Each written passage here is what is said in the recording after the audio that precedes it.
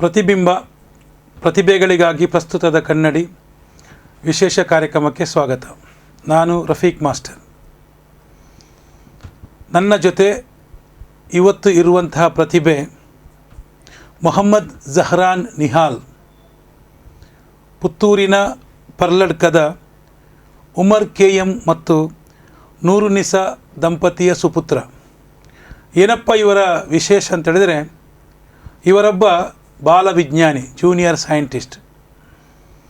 6ನೇ ತರಗತಿಯಲ್ಲಿಯೇ ವಿಜ್ಞಾನದ ಹಲವಾರು ಪ್ರಾಜೆಕ್ಟ್ಗಳನ್ನು ಕೈಗೆತ್ತಿಕೊಂಡು ಇವತ್ತು ಅನೇಕ ಮಾಡೆಲ್ಗಳನ್ನು ನಿರ್ಮಿಸಿದಂಥ ಒಂದು ಖ್ಯಾತಿ ಇವರಿಗೆ ಸಲ್ತದೆ.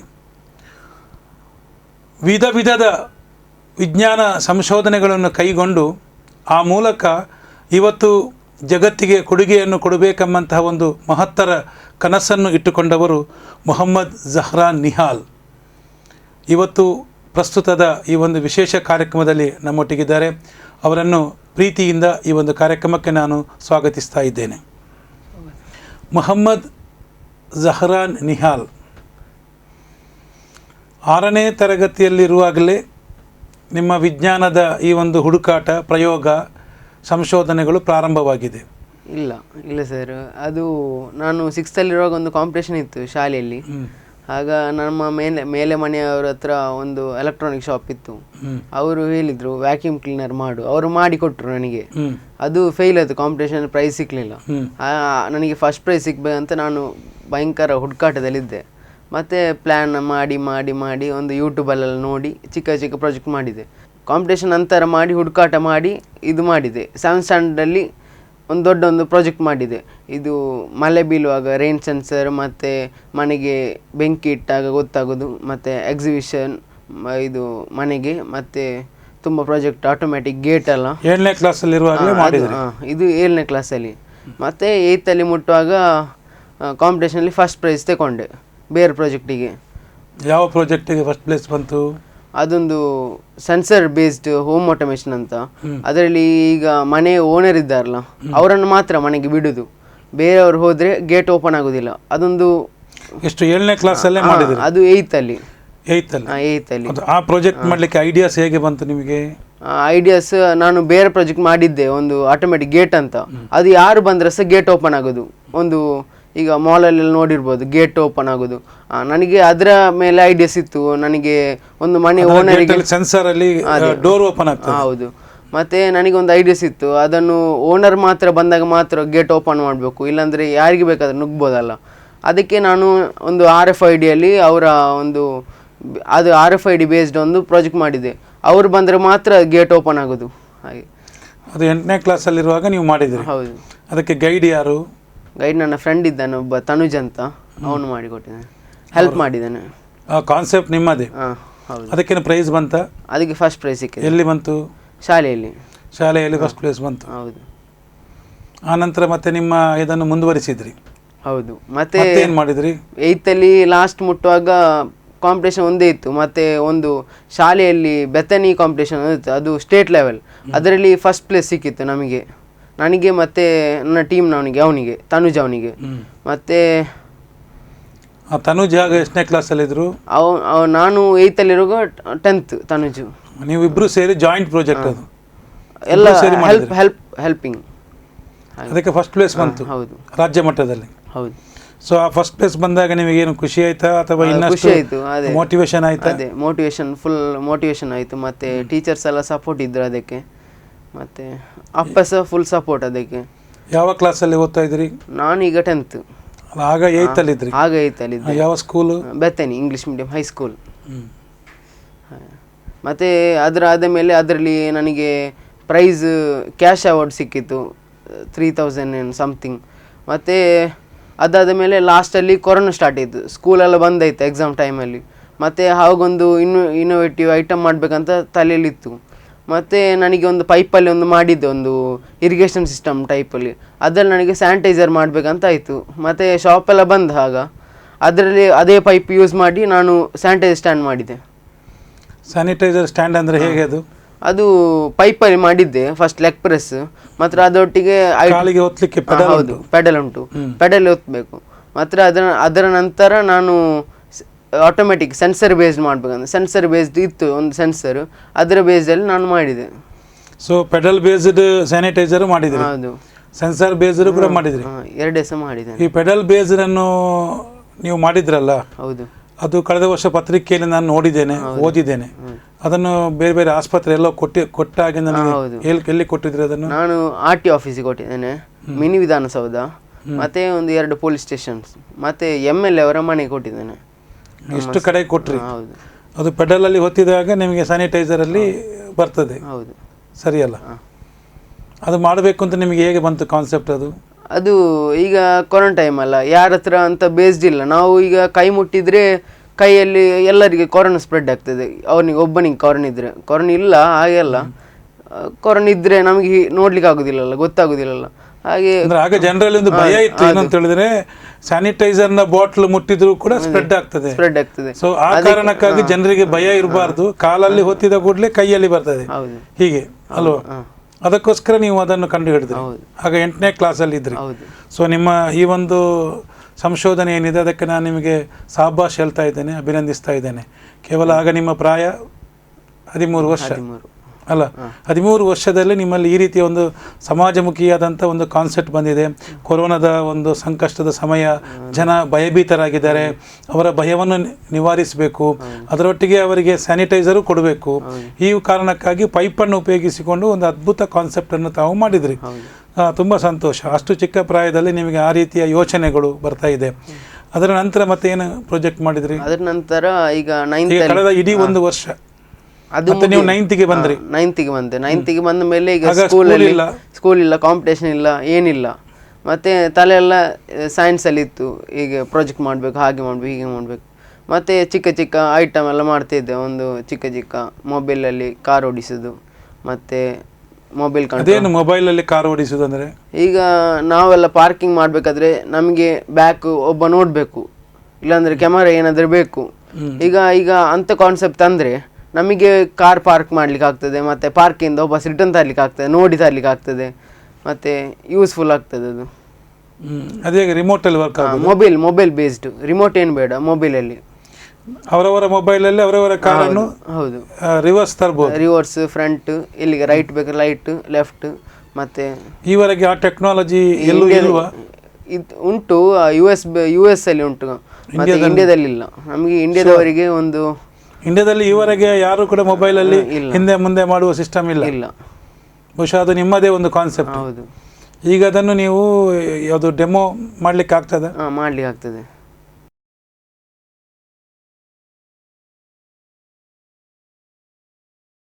ಸೊ ಮೊಬೈಲ್ನಲ್ಲಿ ಹಿಂದೆ ಮುಂದೆ ಹೋಗ್ತದೆ.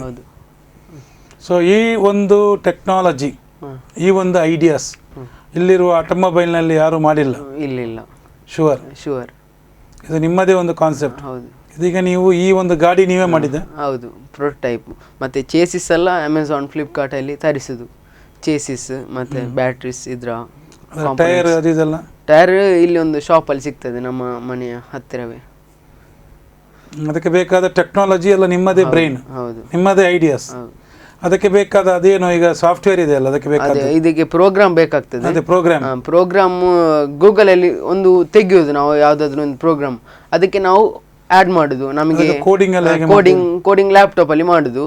ಇದು ರೈಟ್ ಹೋಗ್ಲಿಕ್ಕೆ ನಾವು ರೈಟ್, ಈ RC ಕಂಟ್ರೋಲರ್ ಆ್ಯಪಲ್ಲಿ ನಮಗೆ ರೈಟ್ ಬೇಕಾದ್ರೆ ನಮಗೆ ಕೋಡಿಂಗ್ ಎಲ್ಲ ಬರ್ತದೆ. ಹೌದು, ಬರ್ತದೆ.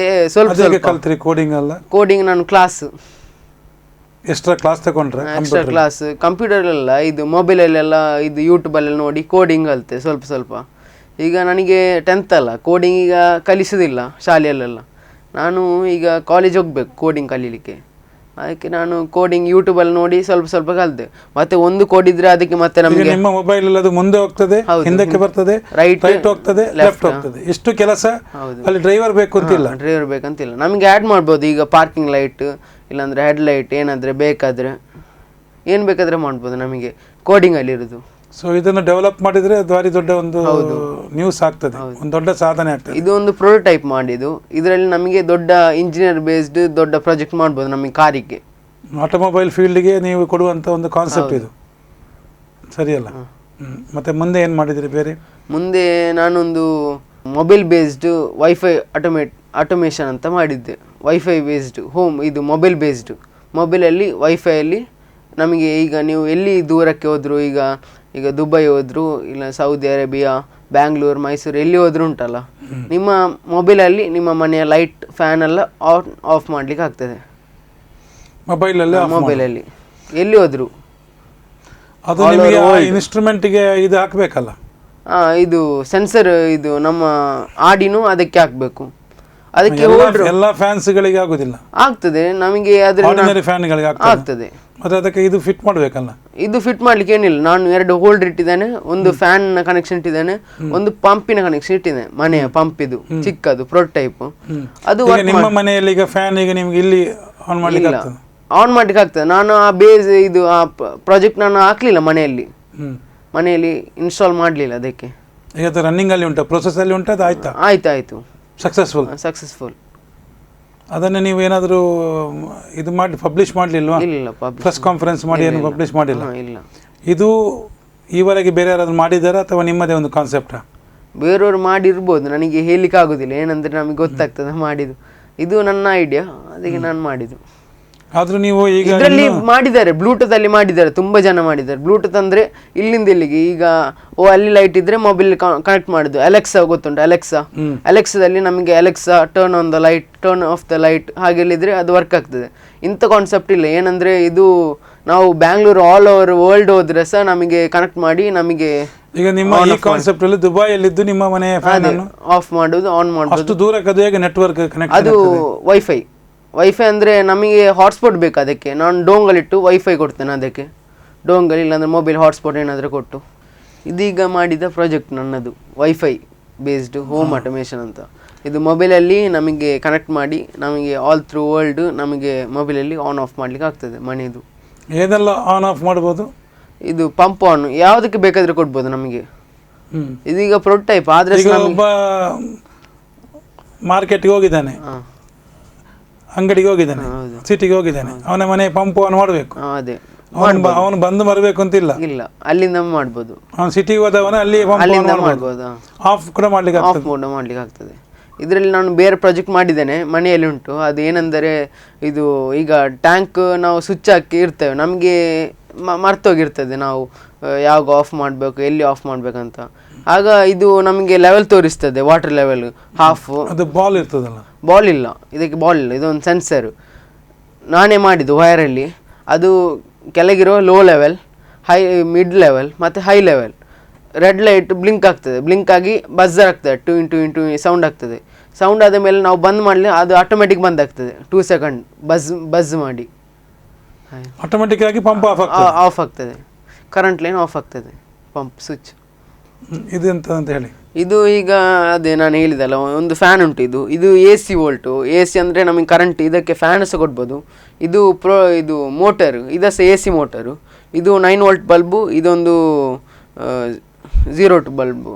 4 ಸಹ ಆನ್ ಮಾಡ್ಬೋದು ಈಗ ನಮಗೆ. ಅದನ್ನು ಮತ್ತೆ ತೋರಿಸ್ತೀರಿ? ಹೌದು.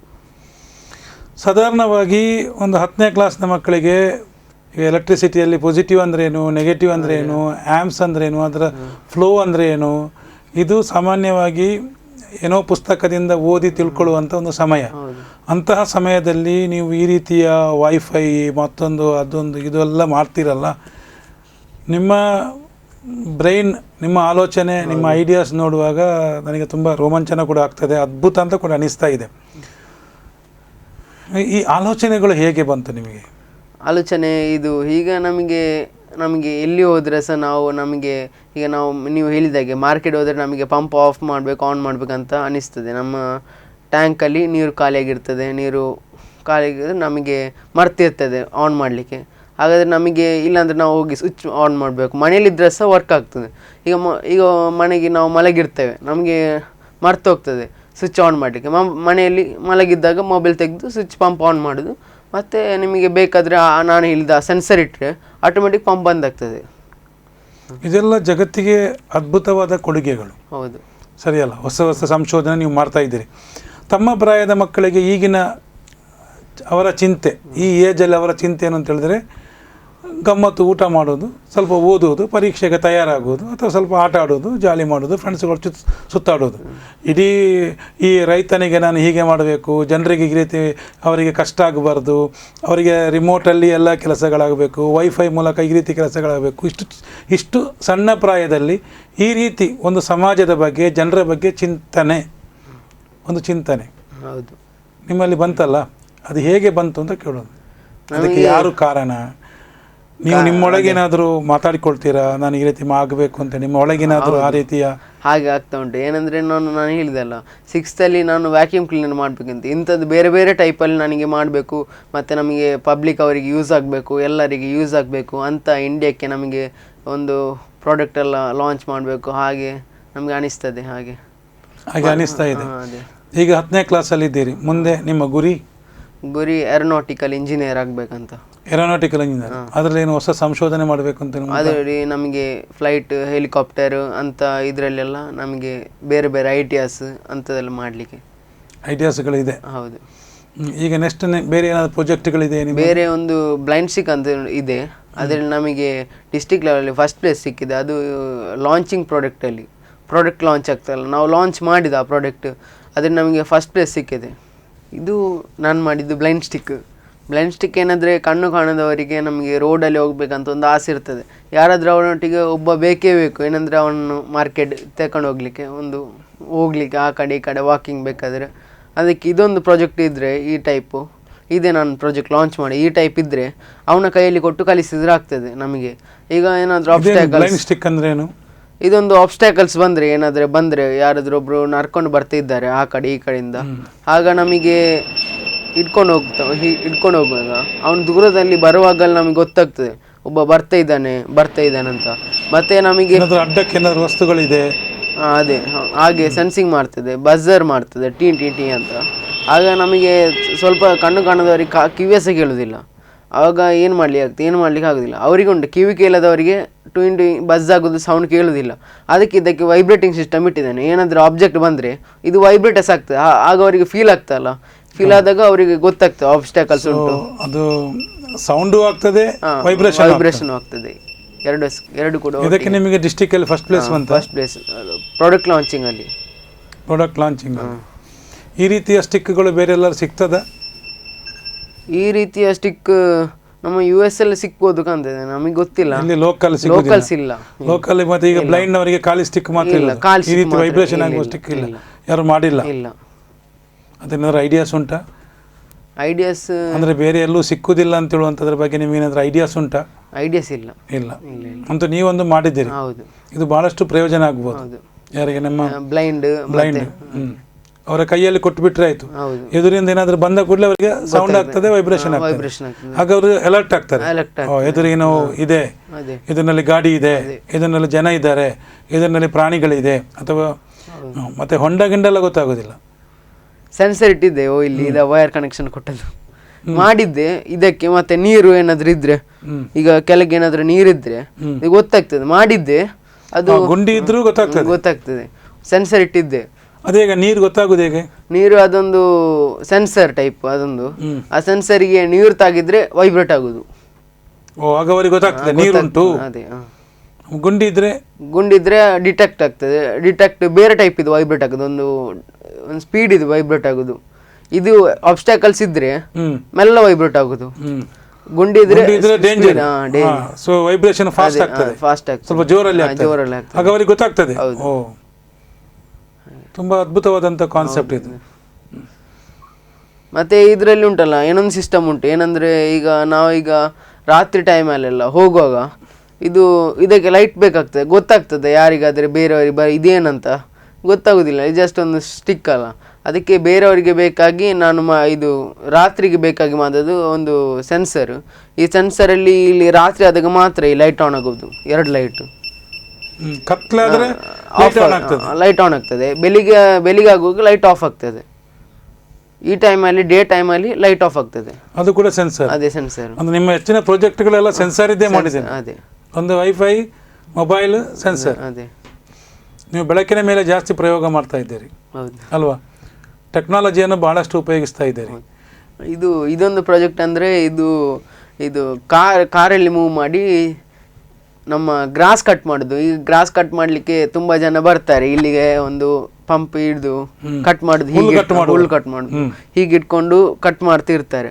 ಅದು ಅವರಿಗೆ ಇದು ಬ್ಯಾಕಿಗೆ ಸಹ ಪೇಯ್ನ್ ಆಗ್ತದೆ, ಮತ್ತು ಹಿಡ್ಕೊಳ್ಬೇಕು, ಅದಕ್ಕೆ ಪೆಟ್ರೋಲ್ ಬೇಕು, ಮತ್ತು ತುಂಬ ಖರ್ಚೆಲ್ಲ ಬೇಕು ಅದಕ್ಕೆ ಪೆಟ್ರೋಲಿಗೆ. ಈಗ ನಿಮಗೆ ಗೊತ್ತುಂಟು ರೇಟ್ ಎಲ್ಲ ಈಗ ಇವತ್ತು, ಮತ್ತು ತುಂಬ ಪ್ರಯೋಜನವಾದದ್ದು ಇದು. ಅದಕ್ಕೆ ತುಂಬ ಶ್ರಮ ಇದೆ, ಭಾರ ಹೊರಬೇಕು. ಹೌದು. ಮತ್ತು ಇದಂದರೆ ಇದು ನಾವು ರಿಮೋಟಲ್ಲಿ ಕಂಟ್ರೋಲ್ ಮಾಡಿ ನಾವು ಇದನ್ನು ಈ ಗಾಡಿಯನ್ನು ಕಲಿಸೋದು. ಈ ಗಾಡಿಯ ಅಡಿಯಲ್ಲಿ ಉಂಟಲ್ಲ ಕಟ್ಟರ್ ಉಂಟು, ಇದು ಗ್ರಾಸ್ ಕಟ್ ಮಾಡ್ತಾ ಹೋಗ್ತದೆ. ನಮಗೆ ಬೇಕಾದ ಜಾಗದಲ್ಲೆಲ್ಲ ಇದನ್ನು ತಗೊಂಡು ಹೋಗ್ಬೋದು. ಜಸ್ಟ್ ಬಿಟ್ಬಿಟ್ರೆ ಆಯ್ತು. ಅದೇ ರಿಮೋಟ್ ಅಲ್ಲಿ ಫ್ರಂಟ್ ಬ್ಯಾಕ್ ರೈಟ್ ಲೆಫ್ಟ್ ಎಲ್ಲ ಹೋಗ್ತದೆ. ಅಡಿಯಲ್ಲಿ ಕಟ್ಟರ್ ಉಂಟು, ಅದೇ ಕಟ್ಟರ್ ಉಂಟು, ಕಟ್ ಮಾಡ್ತಾ ಹೋಗ್ತದೆ. ಮತ್ತೆ ನಾವು ಈಗ ಹೋಗುವಾಗ ಈಗ ಮನುಷ್ಯರು ಹುಲ್ಲು ಕಟ್ ಮಾಡ್ಲಿಕ್ಕೆ ಹೋಗ್ತಾರೆ, ಆ ಹುಲ್ಲಲ್ಲಿ ಏನಾದ್ರು ಇದ್ರೆ ಹಾವು ಅಂಥದ್ದು ಏನಾದ್ರು ಇದ್ರೆ ಕಚ್ಚಿ ಬಿಡ್ತದೆ ಕಟ್ ಮಾಡುವಾಗ. ಇದಾಗಾದ್ರೆ ಇದು ಒಂದು ಜಸ್ಟ್ ಒಂದು ಕಾರ್ ಸೇಫ್ಟಿ, ಮನುಷ್ಯರ ಸೇಫ್ಟಿ, ಅವ್ರಿಗೆ ಬ್ಯಾಕ್ ಪೇನ್ ಬರೋದಿಲ್ಲ. ಹುಲ್ಲು ಕಟ್ಟಿಂಗ್ ಮೆಷಿನ್ ಬ್ಲೇಡ್ ಎಲ್ಲಿ ಉಂಟು? ಬ್ಲೇಡ್ ಅಡಿಯಲ್ಲಿ ಉಂಟು, ಇಲ್ಲಿ ನೋಡ್ಬೋದು ನಿಮಗೆ ಒಂದು ಬ್ಲೇಡ್ ಉಂಟು, ಇದು ತಿರುಗ್ತದೆ, ಅದು ಕಟ್ ಮಾಡ್ತದೆ. ಇದು ಕಟ್ ಮಾಡ್ತದೆ ನಮ್ಮ ಇದನ್ನೆಲ್ಲ ಹುಲ್ಲನ್ನೆಲ್ಲ. ಇದು ಒಂದು ಹೊಸ ಐಡಿಯಾಸ್. ಇಷ್ಟುವರೆಗೆ ಇಂಥದ್ದು ಬರಲಿಲ್ಲ. ಏನಾದ್ರೆ ಎಲ್ಲ ಮನುಷ್ಯರೇ ಹೋಗುದು ಕಟ್ ಮಾಡ್ಲಿಕ್ಕೆ, ಹುಲ್ಲೇನ ಬಂದ್ರೆ ಅದಕ್ಕೆ ಇದೊಂದು ಇನೋವೇಟಿವ್.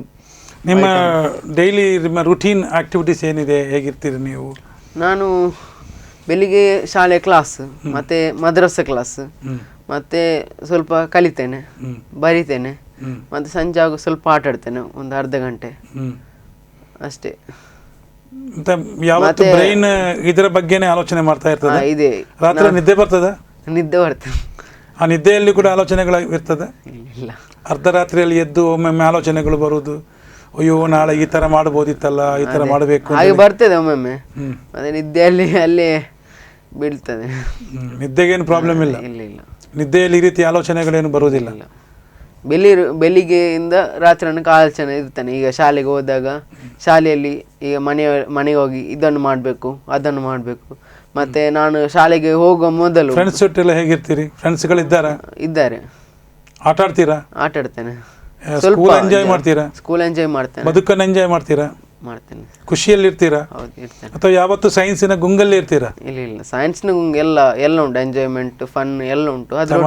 ಅದ್ರೊಟ್ಟಿಗೆ ಎಕ್ಸ್ಟ್ರಾ ಟೈಮ್ ಇದಕ್ಕೆ ಜಾಸ್ತಿಯಾಗಿ ನಾನು ಇದೊಂದು ನಿಮ್ಮ ಹಾಬಿ ಅಷ್ಟೇ, ಇದೇ ನಿಮ್ಮ ಬದುಕು ಅಲ್ಲ? ಅಲ್ಲ, ಒಂದು ಪ್ಯಾಷನ್, ಅದೇ ಒಂದು ಹಾಬಿ, ಒಂದು ಹವ್ಯಾಸ ಅಷ್ಟೇ. ಇದೇ ಬದುಕು ಅಲ್ಲ.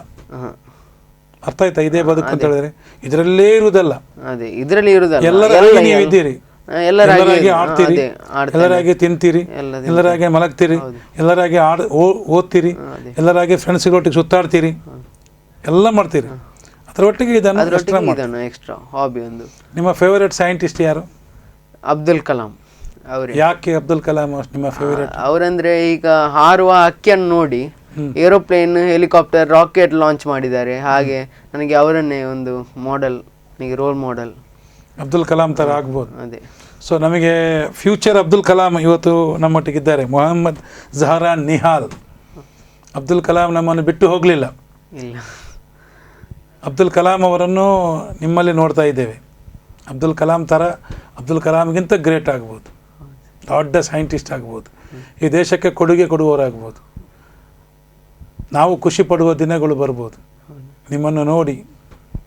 ನಿಮ್ಮೊಟ್ಟಿಗೆ ಇವತ್ತು ಕಳೆದಂಥ ದಿನಗಳು ನಾವು ಮುಂದೊಮ್ಮೆ ಅದು ನಮ್ಮ ಸವಿ ನೆನಪಿಗೆ ತರುವಂಥ ದಿನಗಳು ಬರ್ಬೋದು.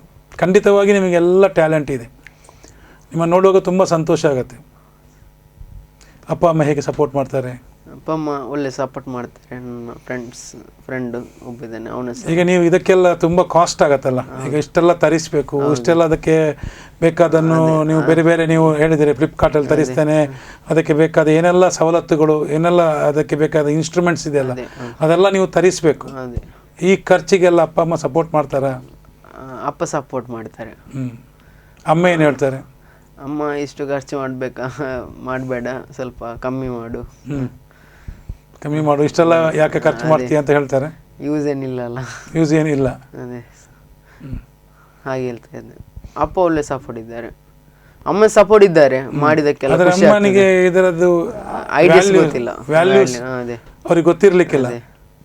ಸೊ ಅವರ ಮನಸ್ಸಲ್ಲಿ ಇಷ್ಟು ಸುಮ್ಮನೆ ಖರ್ಚಾಗ್ತದಲ್ಲ ಅಂತೇಳಿ. ಆದರೆ ಇದರಿಂದ ಏನು ಜಗತ್ತಿಗೆ ಕೊಡುವಂಥ ಸಂದೇಶ, ಜಗತ್ತಿಗೆ ಆಗತಕ್ಕಂಥ ಲಾಭಗಳು, ಮುಂದೆ ನಿಮಗೆ ಆಗತಕ್ಕಂಥ ಲಾಭಗಳು, ನೀವು ಎಲ್ಲಿಗೆ ಮುಟ್ಟಬಹುದು, ಇದೆಲ್ಲ ಅವರಿಗೆ ಅರಿವು ಇರಲಿಕ್ಕಿಲ್ಲ. ಸೊ ನಾವು ಅಪ್ಪಂದು ಸಪೋರ್ಟ್ ಇದೆ, ಅಮ್ಮಂದು ಸಪೋರ್ಟ್ ಇದೆ, ಟೀಚರ್ಸ್ ಏನು ಮಾಡ್ತಾರೆ, ಟೀಚರ್ಸ್ ಸಪೋರ್ಟ್ ಇದ್ದಾರೆ, ಸ್ಕೂಲಲ್ಲಿ ಸಪೋರ್ಟ್ ಮಾಡ್ತಾರೆ, ಫ್ರೆಂಡ್ಸ್ಗಳು ಸಪೋರ್ಟ್ ಮಾಡ್ತಾರೆ, ಎಲ್ಲರೂ ಸಪೋರ್ಟ್ ಆಗಿದ್ದಾರೆ. ಇವತ್ತು ಪ್ರಥಮ ಬಾರಿಗೆ ಇಂಥ ಒಂದು ಚಾನಲನ್ನು ನೀವು ಸಂದರ್ಶನ ಮಾಡ್ತಾ ಇದ್ದೀರಿ, ಹೇಗೆ ಅನ್ನಿಸ್ತಾ ಇದೆ? ಖುಷಿ ಆಯ್ತಾ? ಖುಷಿ ಆಯ್ತು, ತುಂಬ ಖುಷಿ ಆಯ್ತು. ಈಗ ನಿಮ್ಮ ಈ ಪ್ರಾಜೆಕ್ಟಲ್ಲಿ ಕೆಲವೊಂದು ಸಲ ಪ್ರಾಜೆಕ್ಟ್ ಫೇಲ್ ಆಗ್ತದಲ್ಲ, ಆಗ ನಿಮ್ಮ ಫೀಲ್ ಹೇಗಿರ್ತದೆ? ಒಮ್ಮೆ ಬಿಟ್ಟು ಹೋಗು ಇದನ್ನು, ನನಗೆ ಬಡ್ದೋಯ್ತು, ನನಗೆ ಸಾಕಾಯಿತು ಅಂತ. ಮತ್ತೆ ವಾಪಸ್ ಒಮ್ಮೆ ಫೀಲ್ ಬರ್ತದೆ ಒಂದು 2 ನಿಮಿಷಗಳದ್ದು, ಇದನ್ನು ಮಾಡಬೇಕು, ನನಗೆ ಇವತ್ತು ಮಾಡಬೇಕೆ. ರಾತ್ರಿ ಒಮ್ಮೊಮ್ಮೆ ರಾತ್ರಿ 2 ಗಂಟೆ ತನಕ ಇಡ್ತಾನೆ ಇದನ್ನು ಮಾಡಲಿಕ್ಕೆ ಒಂದು ಪ್ರಾಜೆಕ್ಟ್. ಆಗಲಿಲ್ಲ ಅಂದರೆ ಮಾಡ್ತಾ ಇರ್ತಾನೆ, ಆದ ಮೇಲೆ ಹೋಗಿ ಮಲಗೋದು. ರಾತ್ರಿ ಎಷ್ಟು ಗಂಟೆ ತನಕ ಎಚ್ಚರದಲ್ಲಿ ಇರ್ತೀರಾ? ಒಂದು ಪ್ರಾಜೆಕ್ಟ್ ಮಾಡಲೇಬೇಕು, ಆಗ ಇಡೀ ದಿನ ರಾತ್ರಿ ಕೂತ್ಕೊಳ್ತೀರಾ? ಆಗಲಿಲ್ಲ ಅಂದರೆ ಕೂತ್ಕೊಡ್ತಾನೆ, ಆಗುವವರೆಗೆ ಕೂತ್ಕೊಳ್ತೇನೆ ನಾನು. ನಿದ್ದೆ ಬರುವುದಿಲ್ಲ? ಇಲ್ಲ, ನಿದ್ದೆಯನ್ನು ಓಡಿಸ್ತೀರಿ. ಮತ್ತೆ ಅಪ್ಪ ಹೇಳ್ತಾರೆ ಮಲಗು, ನಾಳೆ ಮಾಡು, ಈಗ ನನಗೆ ಇವತ್ತೇ ಮಾಡ್ಬೇಕಂತ ಹಠ. ಇಷ್ಟೆಲ್ಲ ಪ್ರಾಜೆಕ್ಟ್ ಮಾಡಿದ್ದೀರಲ್ಲ, ಇದನ್ನು ನೋಡುವಾಗ ನಿಮಗೆ ಹೇಗೆ ಅನ್ನಿಸ್ತದೆ? ಖುಷಿ ಅನ್ನಿಸ್ತದೆ. ಮನೆಯಲ್ಲಿ ತುಂಬ ಉಂಟು ಇಂಥ ಪ್ರಾಜೆಕ್ಟ್ಸ್ ಎಲ್ಲ, ತುಂಬ ಉಂಟು ಮನೆಯಲ್ಲಿ. ಒಂದು 35 ಪ್ರಾಜೆಕ್ಟ್ಸ್ ನಾನು ಇವತ್ತು ಮಾಡಿದ್ದು, ನಾನು ಕೌಂಟ್ ಮಾಡಿದ್ದೆ 59 ಪ್ರಾಜೆಕ್ಟ್ಸ್ ಉಂಟು ಟೋಟಲ್. ಒಟ್ಟು 59 ಪ್ರಾಜೆಕ್ಟ್ಸ್ಗಳು ಮಾಡಿದ್ದೀರಿ. 59 ಕೂಡ ಯುನೀಕ್, ಡಿಫ್ರೆಂಟ್, ಒಂದಕ್ಕಿಂತ ಒಂದು ಬೇರೆ ಬೇರೆ ರೀತಿಯಲ್ಲಿ, ಎಲ್ಲವೂ ಕೂಡ ಸಮಾಜಕ್ಕೆ ಉಪಯುಕ್ತ. ನಾನು ತಂದದ್ದು ಮೇನ್ ಪ್ರಾಜೆಕ್ಟ್ಸ್ ಮಾತ್ರ ನನ್ನದು. ನಿಮ್ಮ ಟ್ಯಾಲೆಂಟ್ ನೋಡುವಾಗ ಖುಷಿ ಆಗ್ತದೆ. ಅದಕ್ಕಿಂತ ಹೆಚ್ಚು ನಿಮ್ಮ ಡೆಡಿಕೇಶನ್, ನಿಮ್ಮ ಐಡಿಯಾಸ್, ಡೆಡಿಕೇಶನ್. ಇವತ್ತು ಬಹಳಷ್ಟು ಪೇರೆಂಟ್ಸ್ ಮಕ್ಕಳು ಮೊಬೈಲಿಗೆ ಅಡಿಕ್ಟ್ ಆಗಿದ್ದಾರೆ, ಪಬ್ಜಿ ಗೇಮ್ ಆಡ್ತಾರೆ, ಇನ್ನು ಬೇರೆ ಬೇರೆ ಮೊಬೈಲ್ ಗೇಮ್ಸಲ್ಲಿದ್ದಾರೆ, ಇನ್ನು ಇಡೀ ದಿನ ಕ್ರಿಕೆಟ್ ಆಡ್ತಾರೆ. ನನ್ನ ಮಗ ಪುಸ್ತಕ ಓದುವುದಿಲ್ಲ, ನನ್ನ ಮಗನಿಗೆ ಮಾರ್ಕ್ಸ್ ಇಲ್ಲ. ಬಹಳಷ್ಟು ಕೆಲವರು ನಿರಾಶೆಯಲ್ಲಿದ್ದಾರೆ, ಹತಾಶೆಯಲ್ಲಿದ್ದಾರೆ, ನೋವಲ್ಲಿದ್ದಾರೆ, ದುಃಖದಲ್ಲಿದ್ದಾರೆ. ಅಂಥ ಸಂದರ್ಭದಲ್ಲಿ ನೀವು ಈ ಎಲ್ಲ ಮಕ್ಕಳಿಗೆ ಒಂದು ರೀತಿಯ ಬೆಳಕಾಗಿದ್ದೀರಿ, ಒಂದು ರೀತಿಯ ಸ್ಫೂರ್ತಿಯಾಗಿದ್ದೀರಿ. ಬಿಡುವಿನ ಸಮಯವನ್ನು, ನನ್ನ ಎಲ್ಲ ಕೆಲಸವನ್ನು ಮಾಡೋದರ ಜೊತೆಗೆ, ಎಲ್ಲರ ಹಾಗೆ ಇರುವುದರ ಜೊತೆಗೆ, ಒಂದು ಬಿಡುವಿನ ಸಮಯವನ್ನು ಯಾವ ರೀತಿ ಉಪಯೋಗಿಸ್ಕೊಳ್ಬೋದು, ಯಾವ ರೀತಿ ನಾವು ಒಂದು ಸಾಧಕರಾಗ್ಬೋದು ಅಂತ ನೀವು ಇವತ್ತು ತೋರಿಸಿಕೊಟ್ಟಿದ್ದೀರಿ. ತುಂಬ ಸಂತೋಷ ಆಗ್ತದೆ, ನಿಮ್ಮ ಬಗ್ಗೆ ಅಭಿಮಾನ ಆಗ್ತದೆ, ನಿಮ್ಮ ಪೇರೆಂಟ್ ಬಗ್ಗೆ ಅಭಿಮಾನ ಆಗ್ತದೆ. ಹಾಗೆ ನಿಮ್ಮ ಟೀಚರ್ಸ್, ನಿಮ್ಮ ಶಿಕ್ಷಣ ಸಂಸ್ಥೆ, ನಿಮಗೆ ಸಪೋರ್ಟ್ ಮಾಡುವ ಪ್ರತಿಯೊಬ್ಬರನ್ನು ನಾನು ಅಭಿನಂದಿಸ್ತೇನೆ. ಕೊನೆಯದಾಗಿ ನಿಮ್ಮ ಸಂದೇಶ ಏನು ಹೇಳಲಿಕ್ಕೆ ಇಷ್ಟಪಡ್ತೀರಿ? ನನ್ನಾಗೆ ತುಂಬ ಮಕ್ಕಳಿದ್ದಾರೆ, ನನ್ನದೇ ವಯಸ್ಸಿನವರು, ನನ್ನದೇ ಕ್ಲಾಸ್ನವರು. ಅವರಿಗೆಲ್ಲ ನನಗಿಂತ ಜಾಸ್ತಿ ಟ್ಯಾಲೆಂಟ್ ಇರ್ಬೋದು, ಅವರು ಯೂಸ್ ಮಾಡೋದಿಲ್ಲ. ಸ್ವಲ್ಪ ಯೂಸ್ ಮಾಡಿದರೆ ಸಾಕಾಗ್ತದೆ, ನಮಗೆ ಟ್ಯಾಲೆಂಟ್ ಬರ್ತದೆ ಹಾಗೆ ಹೇಳೋದು. ಮತ್ತು ಎಲ್ಲರಿಗೆ ಟ್ಯಾಲೆಂಟ್ ಉಂಟು, ಮಾಡ್ಬೋದು. ನನ್ನಾಗಿ ಪ್ರಾಜೆಕ್ಟ್ಸ್, ಐಡಿಯಾಸ್ ಇರ್ಬೋದು, ಏನೆಲ್ಲಿರ್ಬೋದು. ಈಗ ಎಲ್ಲರಿಗೂ ನನ್ನ ಥರದ್ದು ಪ್ರಾಜೆಕ್ಟ್ಸ್ ತುಂಬ ಜನ ಬರ್ತಾರೆ, ಇದು ಹೇಗೆ ಮಾಡಿದ್ದು, ಯಾವುದರಲ್ಲಿ ಮಾಡಿದ್ದು ಅಂತ ಕೇಳ್ತಾರೆ. ನಾನು ಹೇಳ್ತೇನೆ, ಇಂಥದ್ದು ಮಾಡ್ಬೋದು, ನಿನಗೆ ಮಾಡ್ಬೋದು, ನಿನಗೆ ಹೀಗೆ ಐಟಮ್ ಇಲ್ಲಿ ಸಿಗ್ತದೆ, ಹೀಗೆ ಮಾಡ್ಬೋದು, ನಾನು ಬೇಕಾದರೆ ಹೇಳಿಕೊಡ್ತೇನೆ. ನನ್ನ ಸಪೋರ್ಟ್ ಎಲ್ಲರಿಗಿದೆ, ಎಲ್ಲರೂ ಬಂದವರಿಗೆಲ್ಲ ನಾನು ಹೇಳ್ತೇನೆ, ನಿನಗೆ ಬೇಕಾದ್ರೆ ಹೆಲ್ಪ್ ನಾನು ಮಾಡ್ತೇನೆ.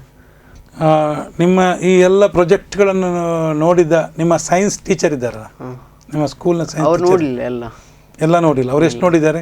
ಒಂದು ಸ್ವಲ್ಪ. ನಾನು ಶಾಲೆಗೆ ಯಾವುದೆಲ್ಲ ತಗೊಂಡು ಹೋಗಿದ್ದೇನೆ, ಅದನ್ನು ನೋಡಿದ ಕೂಡಲೇ ಅವ್ರಿಗೆ ಏನು ಅನಿಸ್ತದೆ? ಅವರು ಏನು, ಅವರ ರಿಯಾಕ್ಷನ್ ಹೇಗಿರ್ತದೆ?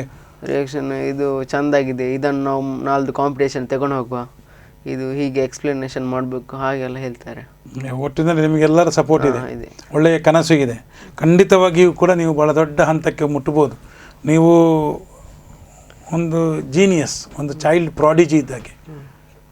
ನಿಮ್ಮಲ್ಲಿ ಅದ್ಭುತವಾದಂಥ ಒಂದು ಶಕ್ತಿ ಇದೆ, ಅದರ ಜೊತೆಗೆ ಬಹಳ ಅದ್ಭುತವಾದಂಥ ಕನಸು ಇದೆ, ಟ್ಯಾಲೆಂಟ್ ಇದೆ, ಡೆಡಿಕೇಶನ್ ಇದೆ, ಹಿಡಿದ ಕೆಲಸವನ್ನು ಮುಗಿಸಲೇಬೇಕು ಅಂತೇಳುವಂಥ ಒಂದು ಕಮಿಟ್ಮೆಂಟ್ ಇದೆ.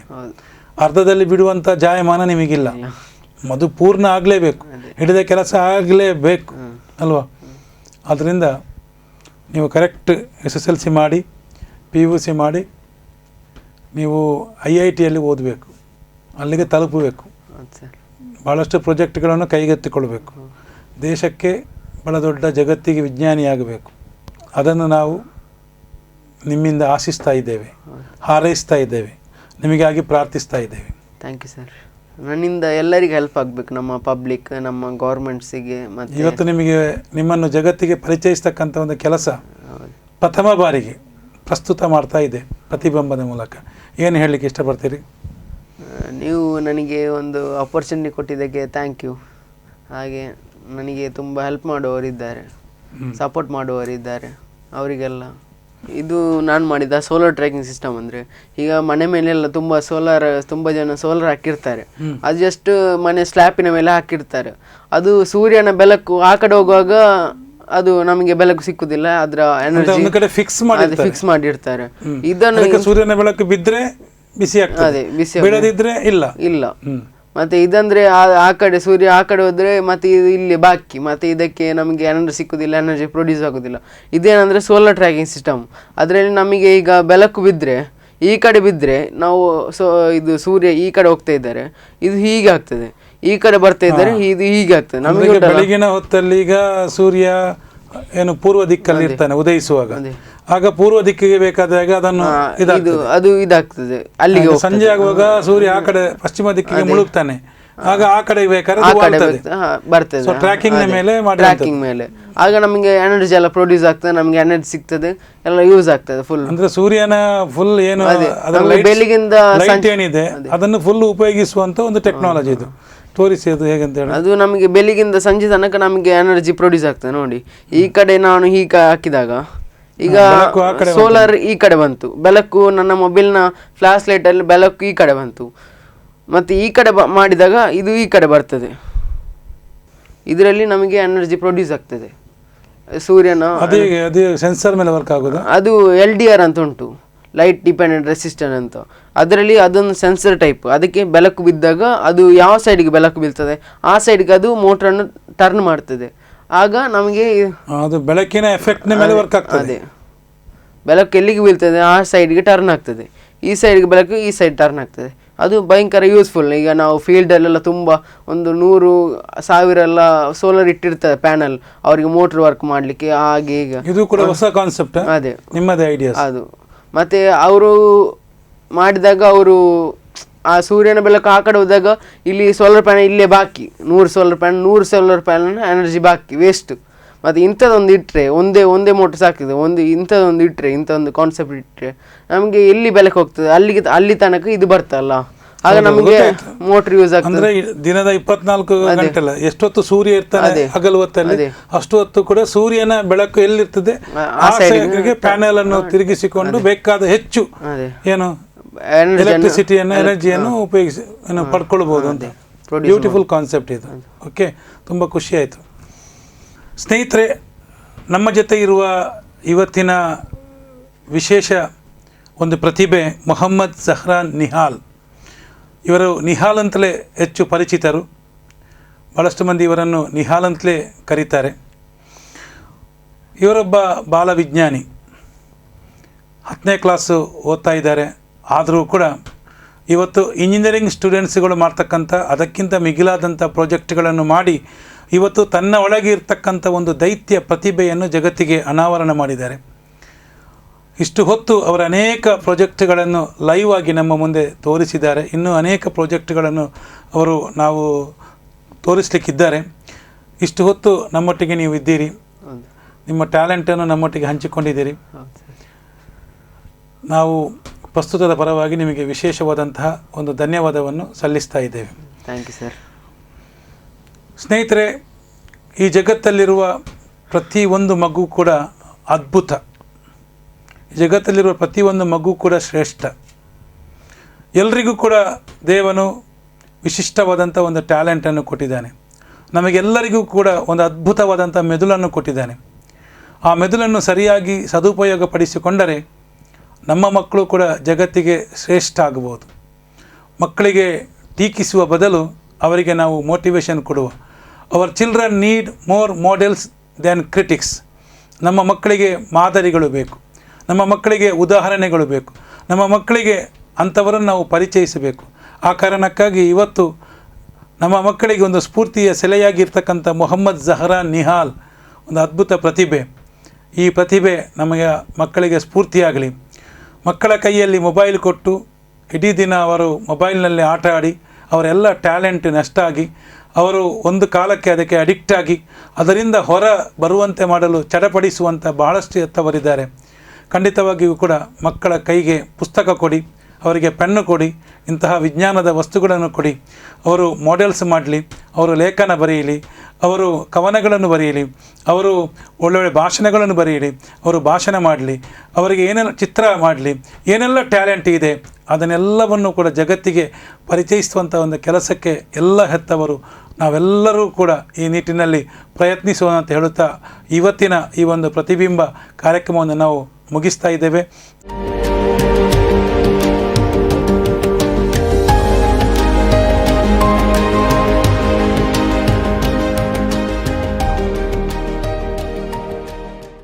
ನಿಮ್ಮ ಮುಂದಿನ ಭೇಟಿ ಮುಂದಿನ ವಾರ ಇನ್ನೊಂದು ಹೊಸ ಪ್ರತಿಭೆಯೊಂದಿಗೆ.